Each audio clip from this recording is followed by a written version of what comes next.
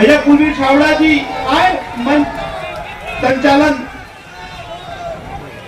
का कार्य संभाले। राहुल गांधी जिंदाबाद, राहुल गांधी जिंदाबाद, कांग्रेस पार्टी जिंदाबाद, खड़गे जी जिंदाबाद, भूपेश बघेल जिंदाबाद, राहुल गांधी जिंदाबाद।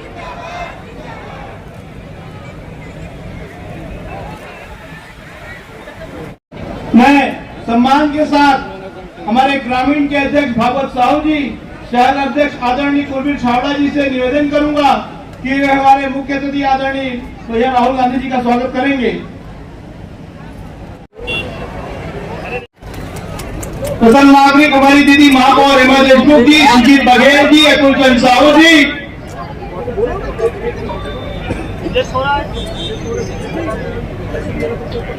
मैं सीधे हमारे देश के युवा तोड़कर और देश को बचाने वाले और देश के लिए और आप मदद करें। और इसके बाद में सीधे राजनांदगांव के सम्मानित प्रत्याशी आदरणीय गिरीश देवगन जी को आमंत्रित करता हूं। आज राजनांदगांव के ये संस्कार ढानी में हमारे बीच हम सब के नेता, देश में एक नया दिशा देने वाला हम सब के प्रिय आदरणीय राहुल भैया, हमारे प्रदेश के दुलारा बेटा आदरणीय मुख्यमंत्री भूपेश बघेल जी, आदरणीय डॉक्टर मान जी, आदरणीय दामोदर भैया, डॉक्टर चंद्र यादव जी, हम सबको आए हुए हमारे संगवारी मन, भारी संख्या में हमारे दीदी बहनी भाई, हमारे युवा साथी मन, जवान मन, किसान मन, आदरणीय साथियों, कांग्रेस पार्टी राजनांदगांव विधानसभा से प्रत्याशी बनाई, लेकर में पार्टी के आभारी और पार्टी के बहुत छोटे से कार्यकर्ता इसका बड़ा सम्मान यदि कहीं मिल सकते तो कांग्रेस पार्टी में ही मिल सकते। आज 15 साल के मुख्यमंत्री डॉक्टर रमन सिंह और 5 साल के विधायक रमन सिंह, एक से मुकाबला आप सबके दम में, आप सबके सहयोग से, आप सबके आशीर्वाद से लड़ाई जारी है। आदरणीय राहुल भैया हम विश्वास दिलाना चाहता कि राजनांदगांव विधानसभा इतिहास बनाने वाला है। आपके ये छोटे से सिपाही राजनांदगांव के 15 साल के दिशाहीन मुख्यमंत्री, जगह पास कोई विजन नहीं है, विजनलेस नेता राजनांदगांव के जन लगातार उपेक्षा कर रहे, राजनांदगांव के जनता होकर से मिल नहीं पाए, राजनांदगांव में विकास के नाम में एक उद्योग नहीं है, राजनांदगांव के आर्थिक स्थिति यथास्थिति में रुके हुए हैं। आपके आदेश से हम यहाँ एक इतिहास रचो और कांग्रेस पार्टी भारी बहुमत से मिली बना के राजनांदगांव के एक नया विकास के गाथा गढ़ो, ये अपना विश्वास दिलाना चाहता हूँ। यहाँ के जनता का बहुत बहुत बधाई, बहुत प्यार देने से बहुत बहुत धन्यवाद। जय हिंद, जय छत्तीसगढ़। हमारे अखिल भारतीय कांग्रेस कमेटी के पूर्व अध्यक्ष आदरणीय राहुल गांधी जी, हमारे छत्तीसगढ़ के यशस्वी लोकप्रिय मुख्यमंत्री माननीय भूपेश बघेल जी, विधानसभा के अध्यक्ष डॉक्टर चरणदास महंत जी, हमारे बीच उपस्थित सचिव Chandan Yadav ji, all India Congress committee. रकम बन गई है बड़े बात, लेकिन एक किसान आत्महत्या करे पर नहीं पड़े। 2500 में धान खरीदी के बाद करें, 15 क्विंटल धान खरीदें। रमन सिंह को 1 साल बोनस दी, 3 साल बोनस की दी, लेकिन हमारे मुख्यमंत्री और अभी तो हमारे मुख्यमंत्री जी फिर से घोषणा कर दे, फिर से आप मन के अगर कर्जा है वो माफ कर वो की के एक बढ़िया सरकार कोई दूसरा नहीं हो सके। पूरा के पूरा पैसा, पूरा के पूरा फोकस हमन किसान और मजदूर में कर जाथन। जितना पैसा उनका रेटी कर दी, लेकिन किसान अगर घर बनाई, ईटा ली, छड़ ली, गिट्टी ली, रेती ली, सीमेंट ली, पूरा मार्केट में किसान के पैसा जाते। मोटरसाइकिल ली, ट्रैक्टर ली, कुछ भी करी। हमारे मन के जब का योजना, ये बात गिरीश देवांगन नहीं जीते। ये चुनाव जीतना तुम्हारे मन के काम है, और ये चुनाव जब जीतो तो राजनांदगांव के जनता, राजनाथ के मतदाता के जीत हुई। तेकर से मैं तुम्हें अग्रिम बधाई देना चाहता हूँ कि आप मेरा सुनिश्चित जीत और छत्तीसगढ़ के सरकार ला दोबारा 75 बार बनाए भर जीत के शुरुआत राजनांदगांव के सीट से करना है हमला। ये बात के मैं आप सबसे आग्रह करके अपन बात समाप्त करता हूँ। धन्यवाद। जय हिंद, जय छत्तीसगढ़। राजनांदगांव आए हम सब ताली बजा का स्वागत करो आदरणीय राहुल जी के। साथ में विधानसभा के अध्यक्ष आदरणीय चरणदास मान जी, हमारे गृह मंत्री, भाई मन, बहनी मन, युवा साथी मन और पत्रकार संगवारी मन, आप सब राहुल जी सुनना चाहते हो। आप याद करो कि 5 साल पहले राहुल जी आए नहीं से राजनांदगांव में, और ये रोड शो भी करे रही से और घोषणा पत्र जारी भी कर रही से। आज लगातार अभी राहुल जी जब से आए, पहले बिलासपुर में तब वो हमारी सरकार का काम करी, तेकर वाले में घोषणा करी। कल कोंडा गांव में और भानु प्रतापपुर के सभा में भी बहुत महत्वपूर्ण घोषणा करे आदरणीय राहुल जी, आप सब बताई और मीडिया के माध्यम से आप सब जान रहे। दुर्भाग्यजनक बात यह है कि भारतीय जनता पार्टी 15 साल सत्ता में रही, अभी मुख्य विपक्षी दल है, लेकिन अभी तक की उम्र आगे को धोखा से भी जीत जाइए का संभावना बिल्कुल नहीं है। करीब क्यों नहीं बताओ, मान ले कि हम घोषणा पत्र का जारी करो जब सरकारें नहीं आना है। ये उम्र सोचे तो वो एक हक वादा नहीं करे। ये आए से अमित शाह जी, रमन सिंह जी के नामांकन में वो एक एक बात पेश कि भ्रष्टाचारी मल्ला उल्टा लटका के सीधा कर दे। वो तो मैं पढ़े अगर बयान लगे तुरते बयान दे कि सबले बड़े भ्रष्टाचारी के नामांकन में तैयार सबसे पहले भी काम कर ले, भी लटका कर ली। चिट फंड कंपनी के पैसा ये रमन सिंह जी अगर बेटा अगर परिवार के सदस्य में सब चिट फंड कंपनी कार्यालय खोले, छत्तीसगढ़ के जनता लुटवाए काम करे। रमन सिंह जी ये नाम गए जेना खोवा कांड हो बालोद में हुए। रमन सिंह जी छोटे से दवाई के वो कमीशन खाए और उकर कारण से नसबंदी कांड हो गए, गर्भाशय कांड हो गए। कमीशन खोरी धान में कमीशन, चावल में कमीशन, राशन कार्ड में कमीशन, अधिक कमीशन चली। रमन सिंह ने खुद बोले पड़ी 1 साल कमीशन खोरी बंद कर दे तो 30 साल राज कर।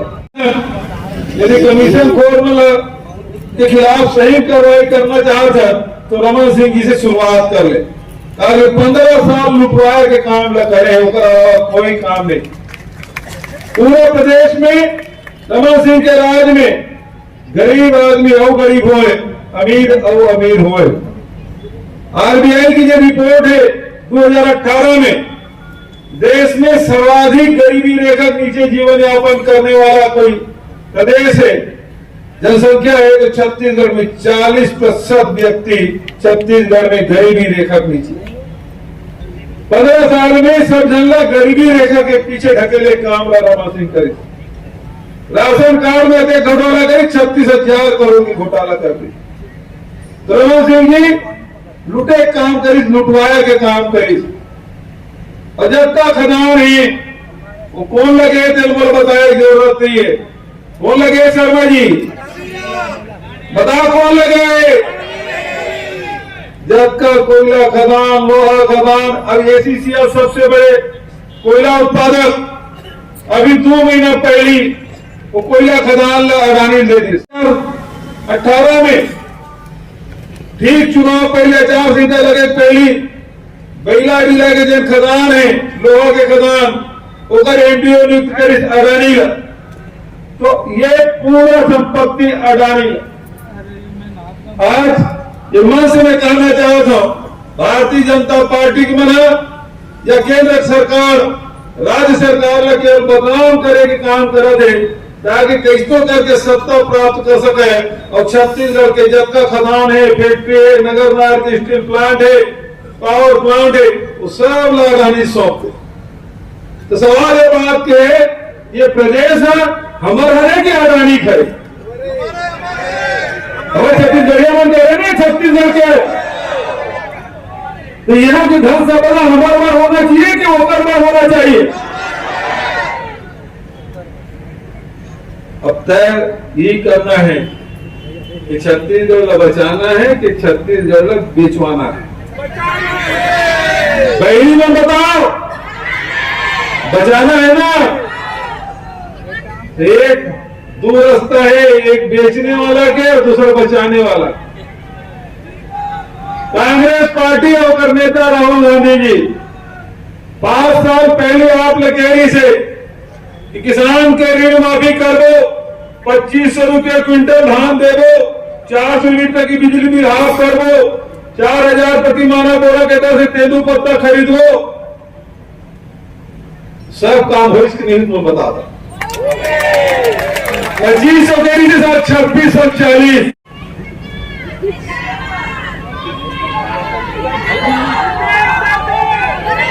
टका भी गिर जाए।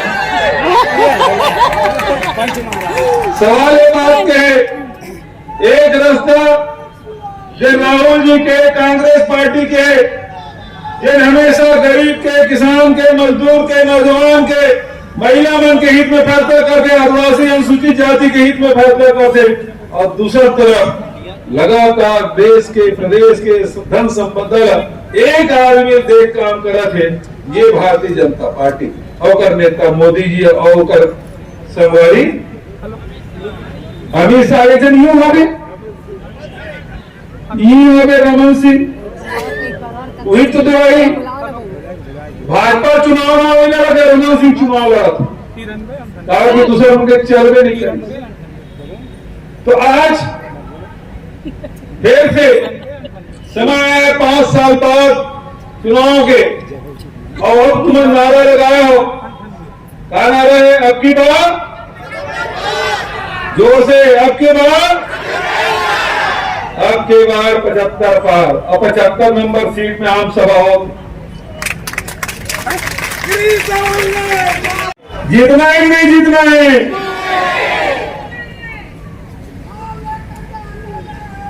हाँ, पूरा राजनांदगांव जिले में एक भाजपा सीट रहेगी से वो करगल लींदना है। तो आज आपसे मैं कहना चाहता हूं, 5 साल आपकी सेवा करें, सुख में, दुख में, संकट में, हर स्थिति में आपके साथ खड़े रहे।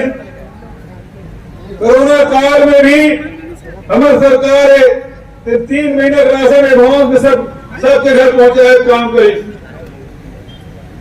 ऑक्सीजन नहीं मिला थे देश में, दिल्ली राजधानी में, लेकिन छत्तीसगढ़ में ऑक्सीजन की कमी नहीं हुई।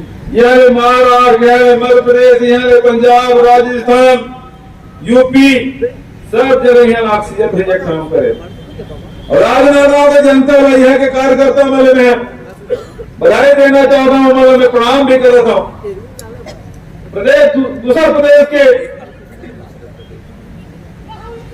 जब लॉकडाउन हुए पैदल चल के आए हैं बाघ नदी बॉर्डर में, यहाँ के कार्यकर्ता मन, यहाँ के अधिकारी कर्मचारी मन, यहाँ के जनप्रतिनिधि मन, यहाँ के समाज सेवी मन, न केवल यात्री मन के भोजन की व्यवस्था करी, न केवल मन के दवाई की व्यवस्था करी, चप्पल जूता तक की व्यवस्था करके वो यदि उड़ीसा जाना चाहते तो बॉर्डर पे पहुंचाए काम करे, झारखंड उत्तर प्रदेश जाना चाहते तो वो बॉर्डर पे पहुंचाए काम करे। उपस्थिति में राजनांदगांव के सब जनता में नमन करो, प्रणाम करो। सबको साथ में लेके काम करें, कोरोना जैसे महामारी में भी परास्त करें। तो आज हमारे लड़ाई लड़ना है। घोषणा के बाद में राहुल जी कभी मैं तो बात नहीं कहूं, लेकिन एक बात कहना चाहता हूं। ये डबल इंजन की सरकार है। 2013 के 14 के पहले मनमोहन सिंह जी प्रधानमंत्री रही से, तब वहां धान 80 लाख मीट्रिक टन खरीदी हो रही से। मनमोहन सिंह जी प्रधानमंत्री रही से तो कोनो साल 50 और 100 रुपया बोनस भी मिल जाते रही से धान में। लेकिन जैसे डबल इंजन की सरकार बनी, वहां मोदी जी और यहाँ रमन सिंह जी वो इसका बोनस देना बंद। चुनाव साल में बोनस और 3 साल बोनस। साहू जी, चरणदास महंत जी, स्टेज पे कांग्रेस पार्टी के वरिष्ठ नेता, भाई और बहनों, प्रेस के हमारे मित्रों, आप सबका यहाँ बहुत बहुत स्वागत, नमस्कार। भैया बंद कीजिए, डिस्टर्ब मत कीजिए।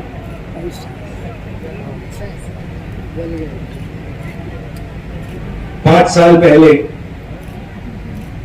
ऐसी ही मीटिंग में बघेल जी ने, मैंने, कांग्रेस पार्टी के सीनियर नेताओं ने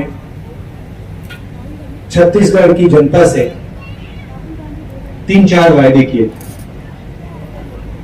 सबसे बड़ा वायदा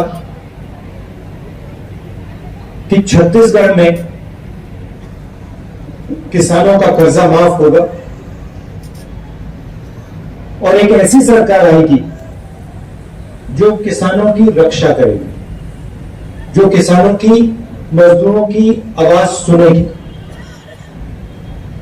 और उनको सुनकर सरकार चलाई जाएगी।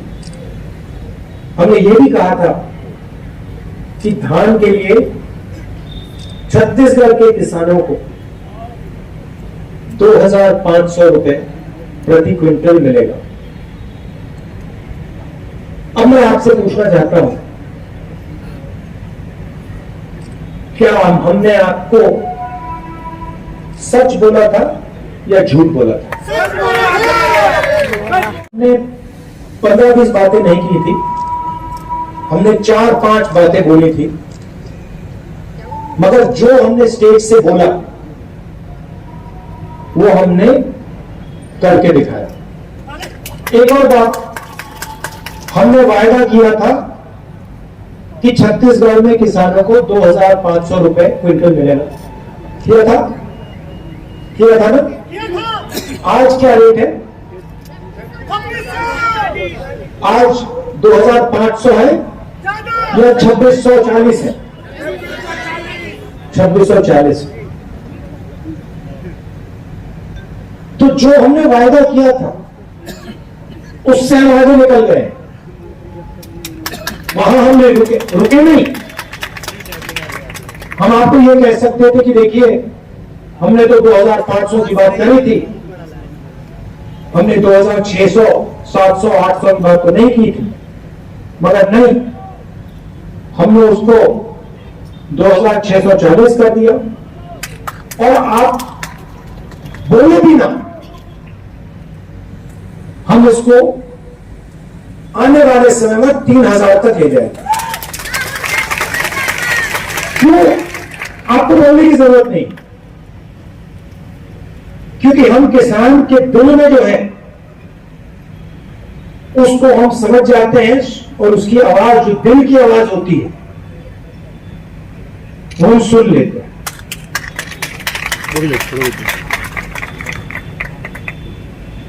आज सुबह किसानों के साथ, मजदूरों के साथ बघेल जी और मैंने थोड़ा काम किया। बातचीत की और सारे के सारे किसान सब ने हमें कहा कि जो सरकार ने उनके लिए पिछले 5 साल में किया है उससे पहले किसी सरकार ने ऐसा काम नहीं किया। प्रति क्विंटल कर्जा माफ, बिजली बिल हाफ, किसान न्याय योजना में 23,000 करोड़ रुपए 26 लाख किसानों को, मजदूरों को 7,000 रुपए हर साल, 5 लाख मजदूरों को फायदा मिला। अब देखिए कांग्रेस पार्टी का तरीका देखिए। आज सुबह किसानों से बात हुई, मजदूरों से बात हुई। मजदूरों ने हमें कहा, बघेल जी को, साहू जी को, टीएस जी को, मुझे कि 7,000 रुपए थोड़ा कम है। मैंने बघेल जी से गाड़ी में बात की और हमने निर्णय ले लिया कि 7,000 नहीं, अब 10,000 रुपए हो जाए।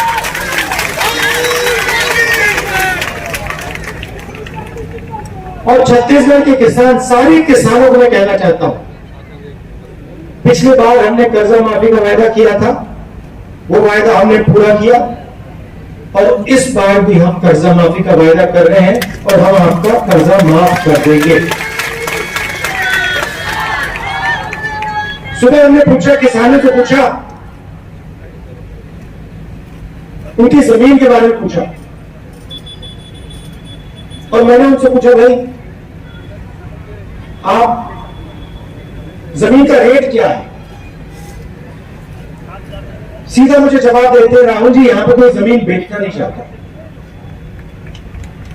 हमें यहां जमीन बेचने की कोई जरूरत ही नहीं, कोई कर्जा नहीं है, बैंक अकाउंट में पैसा है, हम जमीन बेचने की सोच ही नहीं रहे। तो ये ऐतिहासिक बदलाव आया और बहुत गहरा बदलाव आया और हम चाहते हैं कि किसान, मजदूर, छोटे व्यापारी और मजबूत हो। देखिए 2 तरीके की सरकार होती है। मैंने कल अपने भाषण में कहा, एक सरकार होती है जो गरीबों के लिए काम करती है, किसानों के लिए, मजदूरों के लिए, बेरोजगार युवाओं के लिए उनकी मदद करती है और पूरी की पूरी अपनी शक्ति उनकी मदद करने में लगा देती।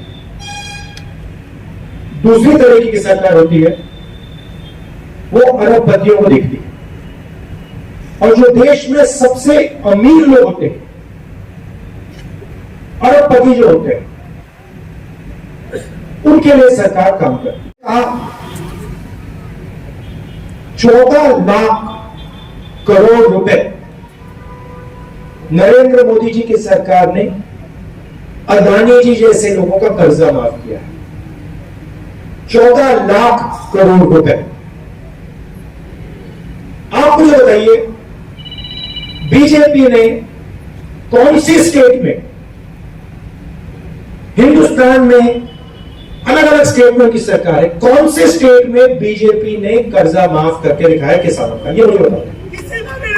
आपको एक स्टेट नहीं मिलेगा और सेंट्रल सरकार को तो छोड़ दो, उनका तो सीधा अदानी जी के साथ रिश्ता है। 24 घंटा अदानी अदानी अदानी चलता रहता है। खदानें दे दी, एयरपोर्ट दे दिए, पोर्ट दे दिए, किसान के कानून बना दिए उनके लिए। मोदी जी किसानों से कहते हैं, नहीं मैं तो आपके लिए फायदा करना चाहता हूं, मैं किसान बिल लाया हूं। सोचते हैं किसान को कोई समझ नहीं। आप किसानों के जेब में से पैसा छीनने के लिए कानून लाए थे, आप अदानी जी को पैसा देने के लिए कानून लाए थे और आप 24 घंटा अदानी जी की मदद करते रहे। तो यहां पे आपके जो चीफ मिनिस्टर हैं वो भी अदानी जी जैसे लोगों के लिए ही काम करते हैं। हम किसानों के लिए, मजदूरों के लिए, छोटे व्यापारियों के लिए, युवाओं के लिए काम करते हैं। अब देखिए दूसरी बात, जहां भी बीजेपी के नेता जाते हैं, हिंदी पढ़ो, छत्तीसगढ़ी और अंग्रेजी की कोई जरूरत नहीं है, हिंदी की जरूरत है। हमारी सोच दूसरी है। हम कहते हैं हिंदी जरूरी है, छत्तीसगढ़ी जरूरी है और अंग्रेजी भी जरूरी है। क्यों? अगर आप में से किसी को छत्तीसगढ़ में किसी से बात करनी है तो छत्तीसगढ़ी का प्रयोग होगा। अगर आप यूपी जाएंगे, बिहार जाएंगे, बाकी हिंदुस्तान में जाएंगे तो हिंदी का प्रयोग होगा। और अगर आप विदेश में जाना चाहते हैं, कॉल सेंटर में काम करना चाहते हैं, बड़ी बड़ी कंपनी में काम करना चाहते हैं, तो आपको अंग्रेजी का प्रयोग करना पड़ेगा। सही बात? सही बात। अब आप एक काम कीजिए, ये जो बीजेपी के नेता आते हैं 24 घंटा हिंदी हिंदी हिंदी बोलते रहते हैं, आप इनसे एक सवाल पूछिए। आप इनसे ये पूछिए, भैया आप कहते हो कि अंग्रेजी नहीं पढ़नी चाहिए, आप कहते हो छत्तीसगढ़ी नहीं पढ़नी चाहिए, आप कहते हो हिंदी होनी चाहिए, आप हमें एक बात बताओ, आपके जो बच्चे हैं वो क्या हिंदी मीडियम स्कूल में पढ़ रहे हैं या अंग्रेजी सीखते हैं? और ये सारे के सारे आपको बताएंगे कि नहीं भैया हमारे बच्चे तो इंग्लिश मीडियम स्कूल में पढ़ाई करते हैं। ये लोग चाहते हैं कि हिंदुस्तान के गरीब लोग कोई भी सपना ना देखे। ये चाहते हैं कि आपके बच्चे मजदूरी करें और उनके बच्चे अंग्रेजी में बात करें, विदेश जाएं, बड़ी बड़ी कंपनियां चलाएं, कॉल सेंटर में काम करें, इंजीनियर बने, डॉक्टर बने। हम चाहते हैं कि छत्तीसगढ़ का गरीब से गरीब युवा बड़े से बड़ा सपना देखे।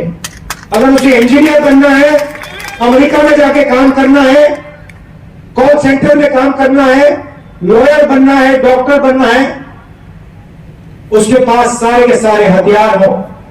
अगर उसे छत्तीसगढ़ी की जरूरत हो, छत्तीसगढ़ी, अगर उसे अंग्रेजी की जरूरत हो, अंग्रेजी, अगर उसे हिंदी की जरूरत हो तो हिंदी। ये हमारी सोच है और इसीलिए पूरे छत्तीसगढ़ में हमने तकरीबन 400 Swami Atmanand English medium school खोले हैं।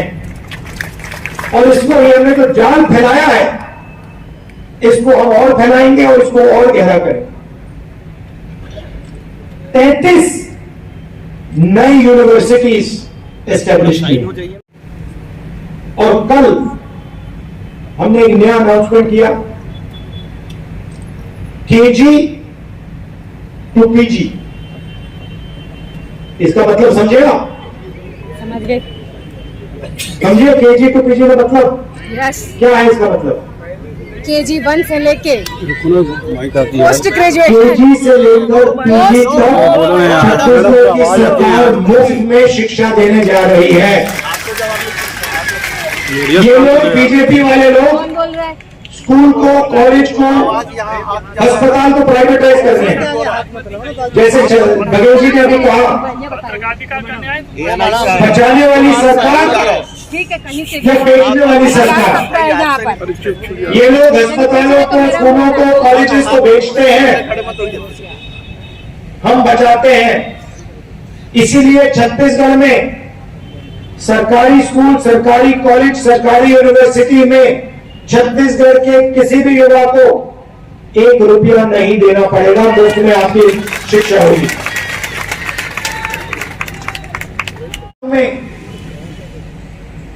आदिवासियों से हमने तेंदुपत्ता का वायदा किया था, कहा था कि 4000 रुपए में एक बैग तेंदुपत्ता का खरीदा जाएगा।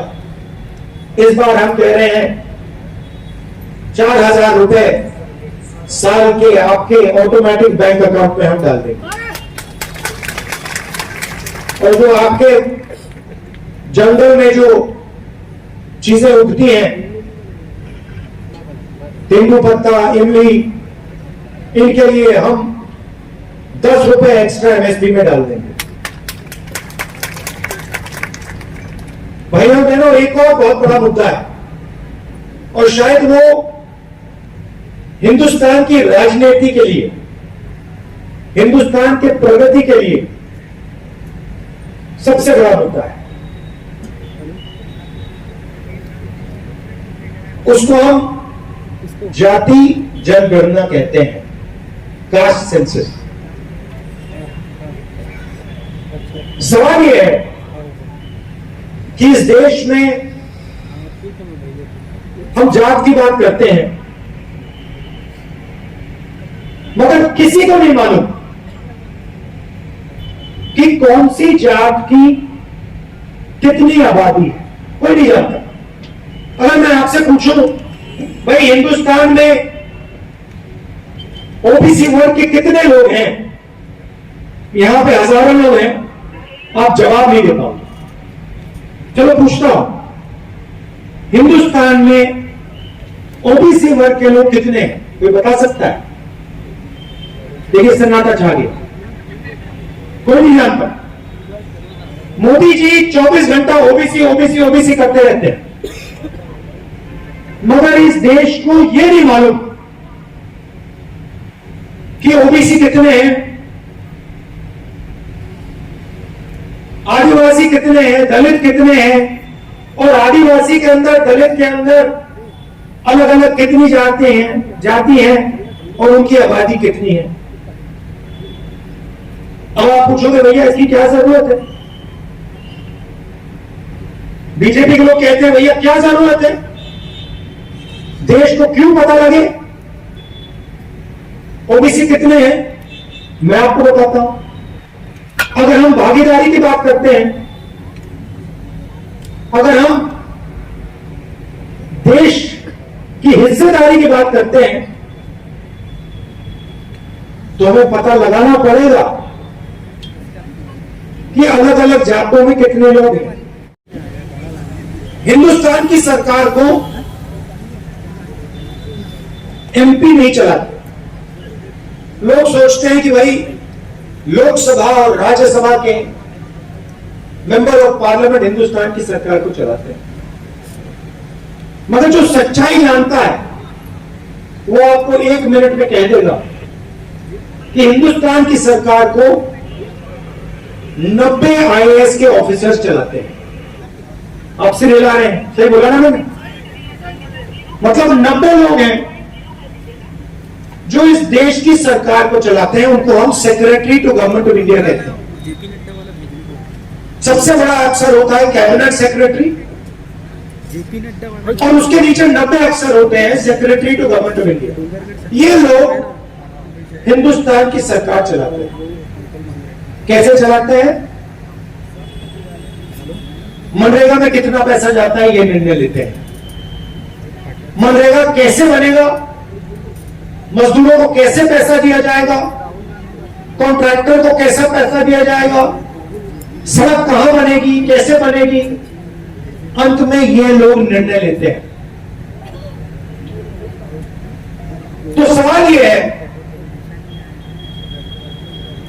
अगर सचमुच में ओबीसी की भागीदारी है, या दलितों की भागीदारी है, या आदिवासियों की भागीदारी है,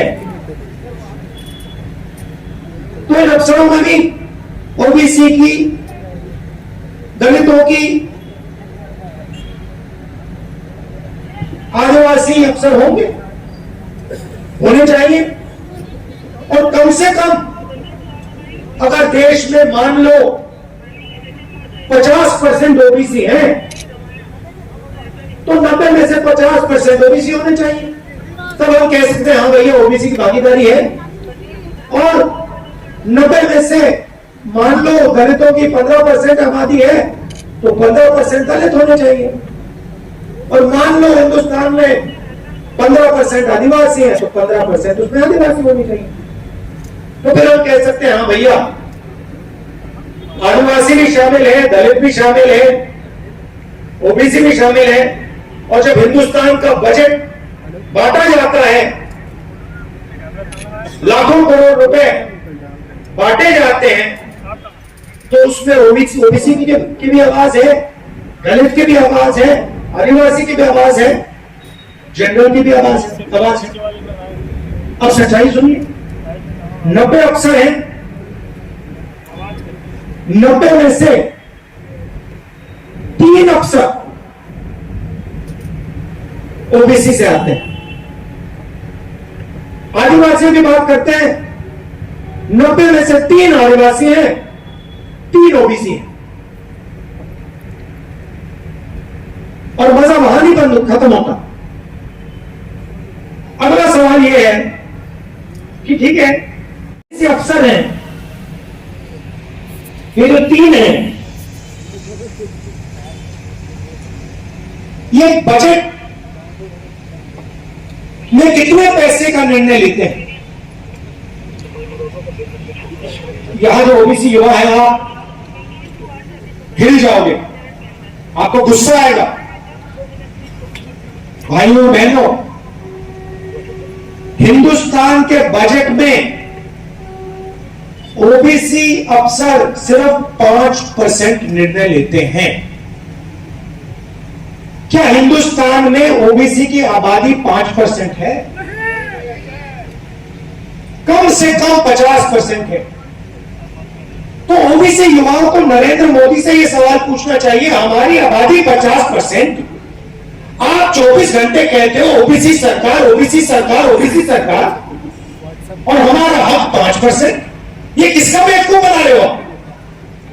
यह सवाल हिंदुस्तान के हर ओबीसी युवा को नरेंद्र मोदी से पूछना चाहिए। चलिए अब आदिवासियों की बात करते हैं। यह आदिवासी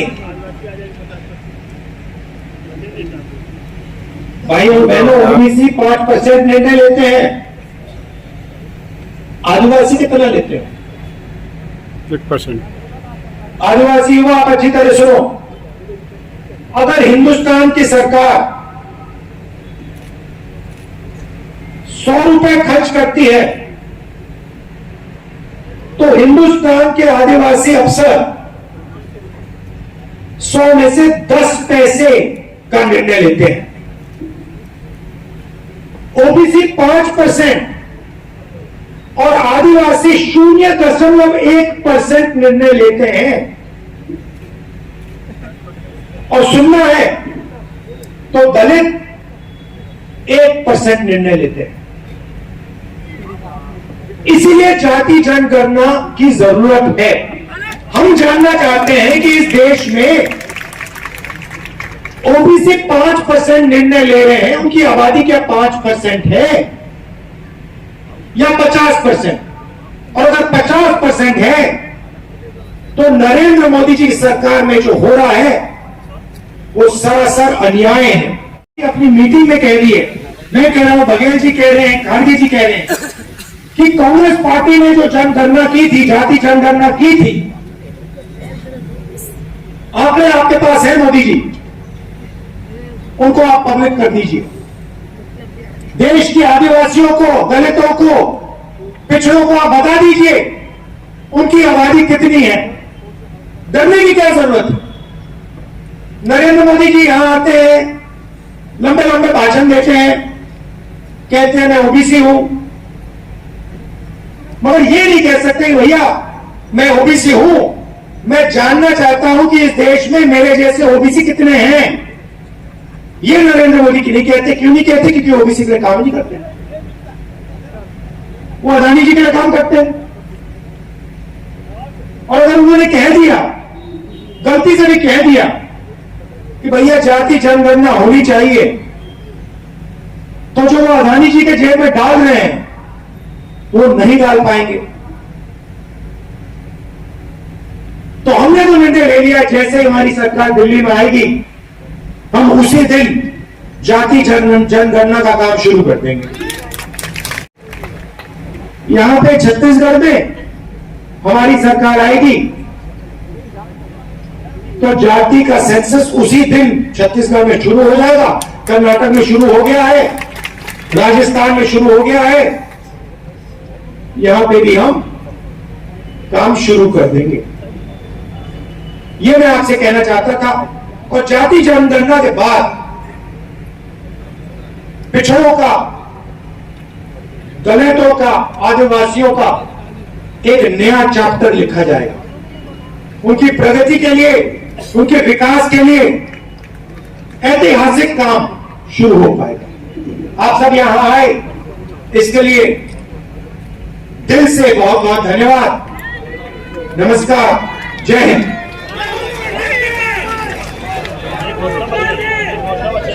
अच्छा, बघेल जी ने कहा कि आपके जो स्वास्थ्य में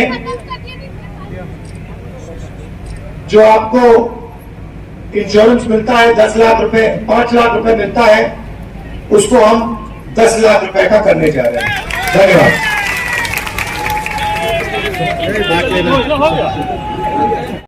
जिला ग्रामीण कांग्रेस कमेटी के अध्यक्ष भाई भागवत साहू जी को आमंत्रित करता हूं कि आप बात करें। तो छत्तीसगढ़ महातारी की आज राजनांदगांव में चुनावी सभा में हम सबके नेता सम्माननीय राहुल गांधी जी, हमारे छत्तीसगढ़ के मुख्यमंत्री सम्माननीय भूपेश बघेल। हेलो, पहुंच गए? हो गए ना? निकल गया। हाँ, पहुंच गए। हाँ, पहुंच गए। ठीक है, हाँ पहुंच गए। मतलब बता दो जीजा, तारीख निकल गया। वाले को बुला लिया। हाँ, निकल गया।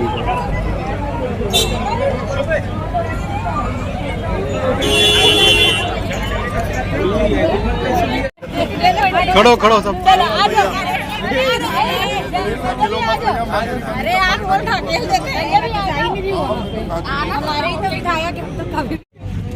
सर, राहुल जी का कार्यक्रम, बड़ी घोषणा, KG1 से रोज PG तक के फ्री शिक्षा, स्वास्थ्य 5 से 10 लाख रुपया, धान खरीदी समृद्धि 3000 रुपया। बताइए।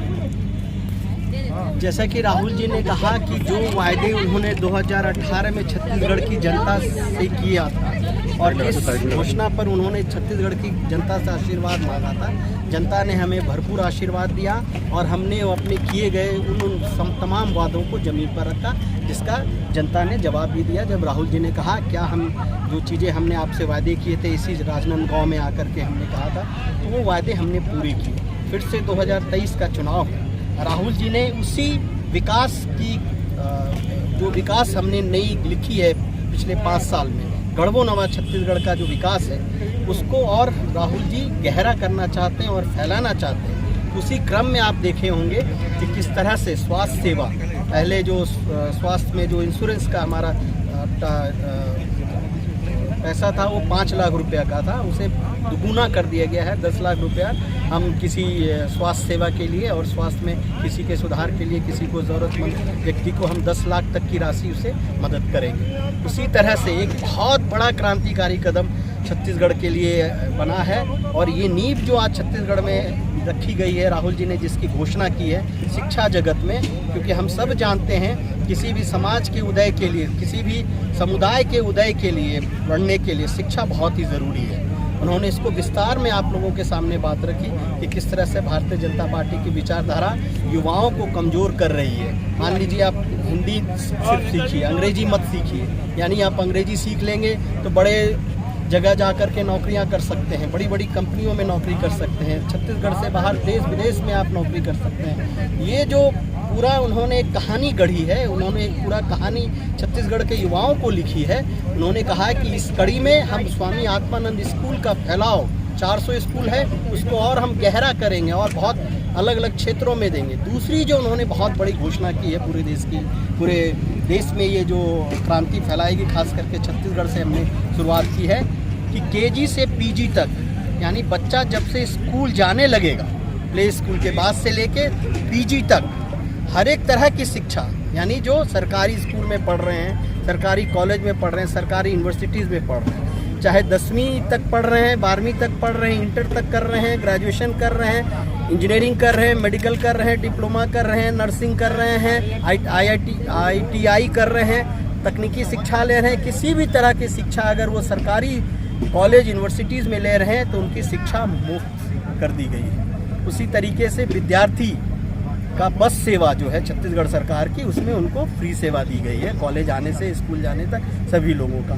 तो आप देखेंगे कि किस तरह से जो तमाम बुनियादी सुविधाएं हैं, किसानों को मजबूत करना, क्योंकि हमारे यहाँ 70 से 80% लोग किसान हैं। तो किसान जब तक सशक्त नहीं होगा तो उसकी अगली पीढ़ी कहाँ से जाएगा। तो इस तरह से किसानों को और देखिए राहत मिला कि उनके बच्चों को स्कूल में जो फीस दी जाती थी, कॉलेज में, मेडिकल कॉलेज में आप जानते हैं तो बहुत लोग लोन लेके पढ़ते थे, वो जो पैसा बचेगा, वो जो पैसा का बचत हमारे घर में शिक्षा को लेके जो खर्च होता था वो बचेगा, तो हम बहुत और तरीके से हमारा विकास हो सकता है। उसी तरीके से राहुल जी ने तेंदुपत्ता संग्राहक को लेकर के एक बड़ी घोषणा की है कि 4,000 रुपया हर एक वर्ष उनको 4,000 रुपये तो हम खरीदते ही थे, 4,000 रुपये अलग से उनको दी जाएगी। मजदूरों का 7,000 रुपया न्याय योजना के तहत 10,000 रुपया कर दिया गया है। ये जो है कि छत्तीसगढ़ के जो ज़रूरतमंद लोग हैं उनके जेब में पैसा जाए, और ये जब पैसा जा रहा है मजदूरों के जेब में, किसानों के जेब में, अन्य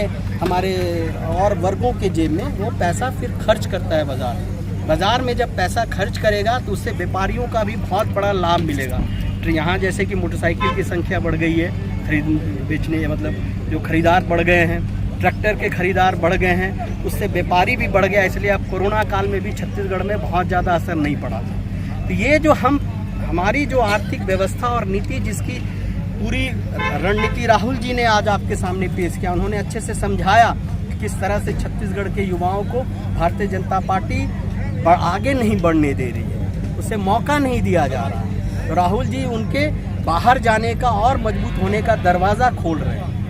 ये सारी घोषणाएं छत्तीसगढ़ के लिए आज राहुल जी ने महत्वपूर्ण घोषणाएं की है, और मुझे पूरा विश्वास है कल आदरणीय प्रियंका गांधी जी आ रही हैं, तो आप लोग सादर आमंत्रित हैं। वहाँ भी और वर्ग जो छूट गए हैं, महिलाएं एक बहुत बड़ा वर्ग है, तो इन सबों के लिए भी और क्या क्या सरकार हमारी कल्याणकारी योजना की होगी, उसकी भी घोषणाएं मुझे लगता है कि समय समय पर इस तरह के सभाओं में हम कांग्रेस पार्टी ज़रूर करेगी, और उसी तर्ज पर हम आशीर्वाद मांग रहे हैं। और मुख्यमंत्री जी ने सही कहा, अभी चुनाव में प्रचार हो रहा है, बीजेपी ये नहीं कह रही है कि वो क्या करेंगे, इसलिए भी नहीं कह रहे हैं क्योंकि वो जो कहते हैं वो तो करते नहीं हैं। तो तमाम जो उसकी क्रेडिबिलिटी फैक्टर है, हम जनता के सामने अपना रिपोर्ट कार्ड भी पेश कर रहे हैं कि हमने जो कहा था वो कर दिया।